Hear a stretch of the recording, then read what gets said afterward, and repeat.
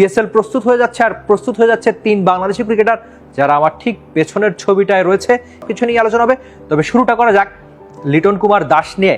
এই ব্যাটার এমন একজন নাম যার থেকে বাংলাদেশি ক্রিকেট ফ্যানরা সবসময় বেশি আশা করে, তবে এবার তিনি করাচিতে টিমমেট হিসাবে পাবেন কেন উইলিয়ামসন আর ডেভিড ওয়ার্নার।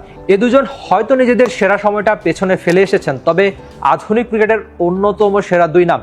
কেন আপনি বাইরের লিগে বেশি খেলতে যাবেন? কেননা আপনি অনেক বেশি শিখতে পারবেন। আপনি চিন্তা করুন, বাংলাদেশের লিটন দাস যখন ওই 2 বড় নাম ডেভিড ওয়ার্নার আর কেন উইলিয়ামসনের সঙ্গে ড্রেসিং রুমটা শেয়ার করবেন, নিশ্চয়ই তার জন্য একটা বড় পাওয়াই হবে।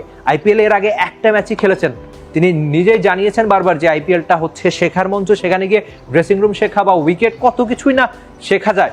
আর পিএসএলটাও নিশ্চয়ই তেমন একটা মঞ্চ হবে। আপনি প্রতিদিন চাইলেই ডেভিড ওয়ার্নার আর কেন উইলিয়ামসনের সঙ্গে ড্রেসিং রুমটা শেয়ার করতে পারবেন না, সেটা অবশ্যই একটা বড় পাওয়া হবে।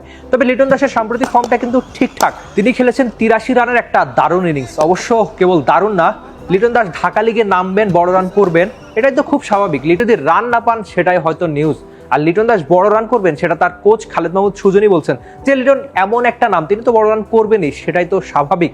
তবে সম্প্রতি যে টাচে রয়েছেন বিপিএল, আমরা তার দারুণ ঝকঝকে সেঞ্চুরি দেখেছি বা দারুণ সব ইনিংস দেখেছি। এরপর ঢাকা লিগটা তিনি খেলছেন, মাঝখানে ওয়ানডেতে চ্যাম্পিয়ন্স ট্রফিতে বাংলাদেশের হয়ে তার যাওয়া হয়নি পাকিস্তানে, তবে সেই পাকিস্তানে আবার যাচ্ছেন সেটা পিএসএলটা খেলতে। সবকিছু ঠিকঠাক থাকলে সবকটা ম্যাচ খেলবেন, আর নিশ্চয়ই রাঙাতে চাইবেন নিজের সেরাটা দিয়েই। যে আইপিএলে একটা ম্যাচ খেলেছেন, সেই ম্যাচটা হয়তো ওই অর্থে লিটনের রাগানো হয়নি, তবে পিএসএলটা রাগাবেন কি লিটন? পারবে কি তার সেরা ছন্দ পাকিস্তানকে দেখাতে?